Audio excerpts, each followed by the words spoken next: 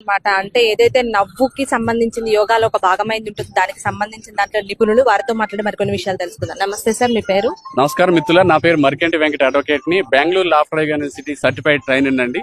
నేను ఒక 1000 నవయోగ పద్యాలు రాశాను, 3 శతకాలు రాశాను. యోగా అంటే పతాంజలి మహర్షి ఏం చెప్పాడు? యమ నియమ ఆసన ప్రాణాయామ పత్యాహార ధ్యాన ధారణ సమాధిహో అష్టాంగ యోగం అన్నాడు. అంటే మనిషి సంతోషంగా ఉండమని చెప్పినటువంటి యొక్క యోగ. యమ నియమ ఆసన ప్రాణాయామ ప్రత్యాహార ధ్యాన ధారణం అంటే నియమాలతో కూడినటువంటి యొక్క ప్రతి పని కూడా యోగా. నిద్ర యోగ లేక నీకు గుర్తు మదిన, నిద్ర కూడా యోగానే.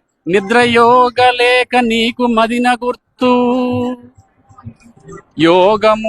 యోగము సతతము ముదము, జ్ఞాన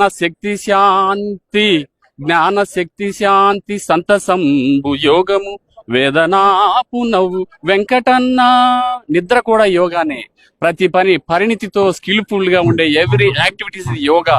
అంటే మనం ఏమంటామనంటే శరీరం మొత్తం కూడా ఈ యూనివర్సల్ శక్తితో ప్రయాణం చేయడం యోగం అని చెప్పేసి సైన్స్ చెప్తా ఉంది, పతాంజలి మహర్షి చెప్పాడు. కాబట్టి దీనిని అందరూ సర్వవేళ సర్వకాల సర్వావస్థలందు ఆశించవచ్చు. మరీ ముఖ్యంగా సహజమైన సరళమైన నవయోగ ధ్యానం అండి. ఇది అందరూ సులువుగా నేర్చుకోవచ్చు. దీనిపైన నేను తెలుగు రాష్ట్రాల్లో 2013 నుంచి 23 వరకు వేలాది క్లబ్లు స్టార్ట్ చేసి జనానికి